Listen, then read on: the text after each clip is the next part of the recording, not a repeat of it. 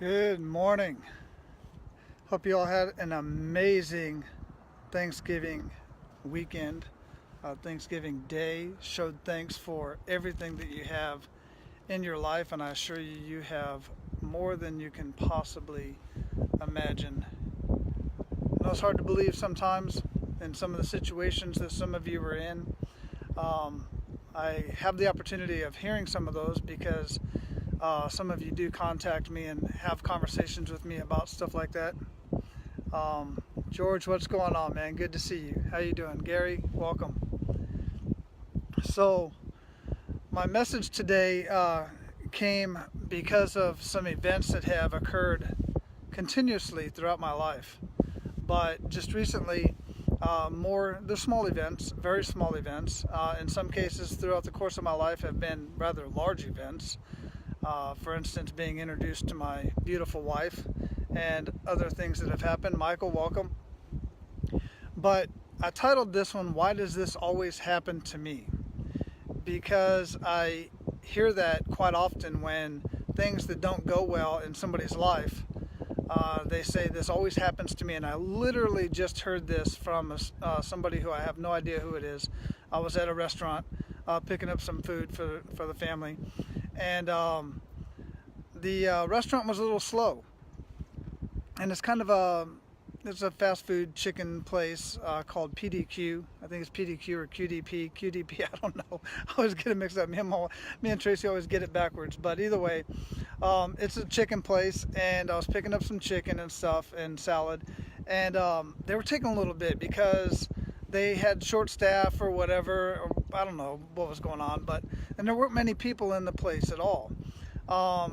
So this lady is next to me who was there already before me, and she's just complaining, kind of under her breath, not really making a scene, but I can just hear her saying, "Why does this shit always happen to me?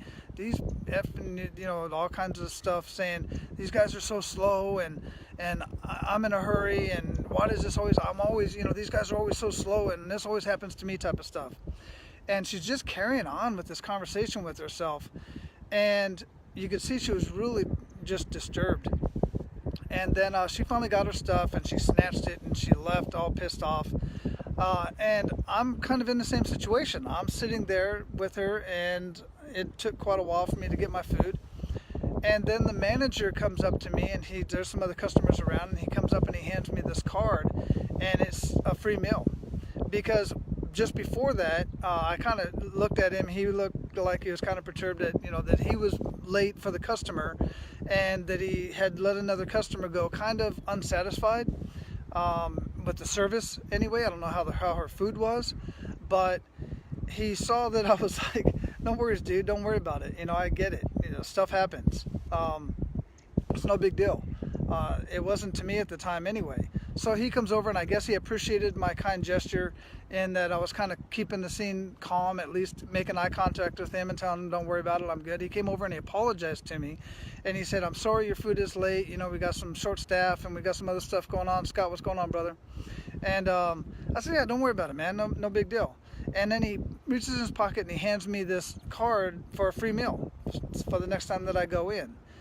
And I thought, well, that's kind of cool. The day prior, no, that same evening, I was at Costco, and long story short, I ended up getting a free soda because the guy in front of me had ordered, and I was just standing in line to get a soda. We had already gotten our food, we just didn't get another soda, and the guy in front of me ordered a meal that included a soda, and when he heard me order a soda, he just handed me his cup and said, "Hey, I don't drink soda, so bonus." A couple weeks ago, I was at Disney World. I think we were at Animal Kingdom, one of the parks. We go to all the different parks.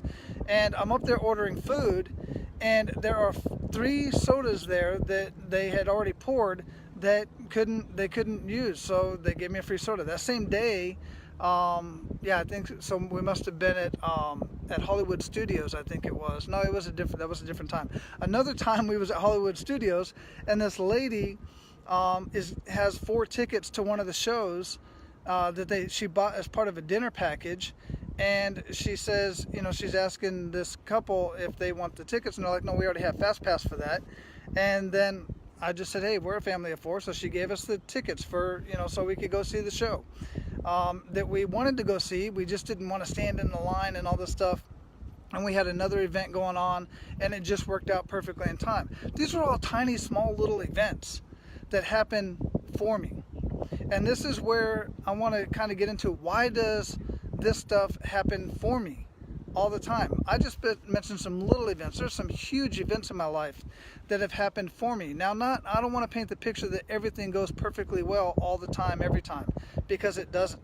And things don't always work out exactly how I expected it to.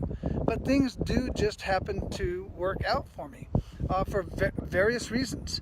And part of the reason is because of my mindset. I don't have a catastrophizing mindset. I don't expect that whatever can go wrong is going to go wrong.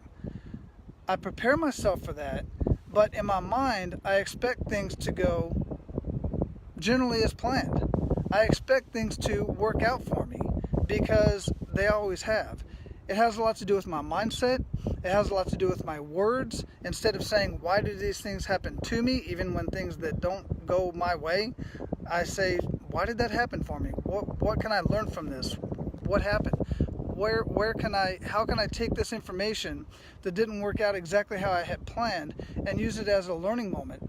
I know this, I forget who originally said this. I think it was some general that used to say, never let something about never let a catastrophe, never let a terrible event go. I'm completely screwing it up. But bottom line is, no event should go, every event is a learning event. Every event is something that you can learn from and you can take forward and just build on that. I don't dwell on the past. I don't dwell on things that happened in the past. I have the right mindset, and I use the words that ensure that things are going to go well in my life, and for others for that matter. So, and for instance, instead of saying, why does that happen to me, I say, why did that happen for me? And there are many other things. Evan, what's going on, man? So these are the type of things, these are the type of, and oh, by the way, these skills that I have and this mindset that I have and changing my words to mean something positive instead of in the negative, it's been developed over time. It's been developed because I hang around the right people. I hang around people either online or in person who want the best for me in my life, who are there to support me, who are there to tell me that whatever plan that I have isn't necessarily the right plan, the right path that I should be taking. And I purposely put myself in those positions. Proximity is power. So I put myself in the proximity of the people that I feel are living their life the way I want to emulate. Or I put myself in a position to where I'm able to help other people live the life that they want to live, because that in turn helps me build my life in gratitude. So the mindset, the words, I'm in a close proximity, I'm in a community, in several communities of men who want the best for me in my life, and I'm grateful for the things that I have in my life now. That's the one thing that ties it all and brings it all in together. I am grateful for everything in my life, regardless of if it's exactly where I want to be. So the gratitude, and I live gratitude every single day. I have on my whiteboard at the house, how can I be more grateful today? What can I do to be more grateful today? And that is extremely important, regardless of what it is that you're doing, is to constantly have gratitude in your life, in your relationships, in your current situation. Be grateful that you have that, because if anything, it's a learning experience that you can carry on to other generations, to your family, to other people. All right, it's a beautiful Monday morning, and we just finished up with Thanksgiving. We're moving into the Christmas holidays, which I absolutely love. Brad, what's going on? I'm like a kid in a candy store around Christmas time, and I'm wearing my amazing Disney hat that my wife and daughter-in-law got for me at Disney a couple weekends ago. Absolutely love the story of Walt Disney. What's going on, Roland? How you doing, man? So I'm going to close this up and just consider what I said. And if you guys want to get into a community, you men want to get into a community of like-minded men who are going to help you grow, then I want to invite you to the Abundance and Prosperity Mastery group. If you're interested in that, I still have some slots left for the first 20 founding members of the Abundance and Prosperity Mastery group. That I'm telling you, it is going to be life-changing for so many men, and you have much to offer to the group as well. You have a lot of value to add, so I would like to invite you to the group. So send me a message or say yes below, or I'll contact you. We'll get together, because I'm personally interviewing the first 20 men that I'm putting into this group, that I'm inviting into the Abundance and Prosperity Mastery group. All right, so say yes below or send me a message. All right, talk to y'all later.